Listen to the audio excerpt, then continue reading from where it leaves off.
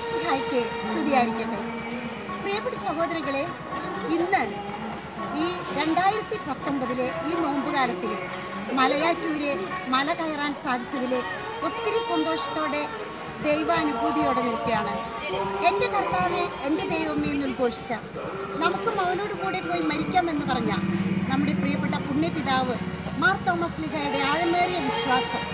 എത്രയോ മക്കളാണ് വളരെ ദൂരത്ത് നിന്ന് വന്നിട്ട് ഈ മലയാറ്റൂർ മല കയറുന്നത്. ഈ മല കയറുമ്പോൾ നമ്മളുടെ പാപങ്ങൾക്ക് പരിഹാരമായിട്ട്, ലോകം മുഴുവനുള്ള പരിഹാരമായിട്ട്, അതുപോലെ വിശ്വാസത്തിൻ്റെ ദീപശിഖ ഈ ഇന്ത്യയിൽ കൊളുത്തിയ, കേരളത്തിൽ കൊളുത്തിയ മാർ തോമസ് ലീഹായെ നമ്മൾ അനുസ്മരിക്കുകയാണ്.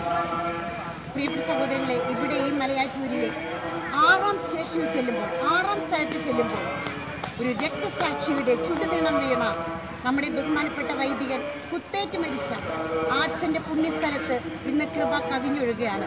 അവിടെ ഒരു രക്തസാക്ഷി മണ്ഡപം ഉയരട്ടെ എന്ന് പ്രാർത്ഥിക്കുകയാണ്. മലയാറ്റൂർ മല കയറിക്കൊണ്ടിരിക്കുന്ന എല്ലാ മക്കളും എത്ര വിശ്വാസത്തോടെയാണ്, കുഞ്ഞു മക്കൾ മുതൽ സിസ്റ്ററിനറിയുന്ന കുടുംബങ്ങൾ എല്ലാ വെള്ളിയാഴ്ചയും ഈ നോയമ്പിലെ മല കയറുന്നുണ്ട്. രാത്രിയും പകലും ഇവിടെ ഇടവിടാതെ മല കയറുന്ന മക്കൾ ദിവ്യബലി ഇടവിടാതെ നടന്നുകൊണ്ടിരിക്കുന്നു. ഇങ്ങനെ മാർ തോമസ് ലീഹ തുടങ്ങിവെച്ച ഈ പൈതൃകം നമ്മുടെ കൊച്ചു തലമുറയിലേക്ക് പകരട്ടെ, വിശ്വാസത്തിൻ്റെ ദീപശിഖ ആളിക്കത്തട്ടെ എന്ന് പ്രാർത്ഥിച്ചുകൊണ്ട് പിതാവിൻ്റെയും പുത്രൻ്റെയും പരിശുദ്ധാത്മാവിൻ്റെയും നാമത്തിൽ ആമേൻ.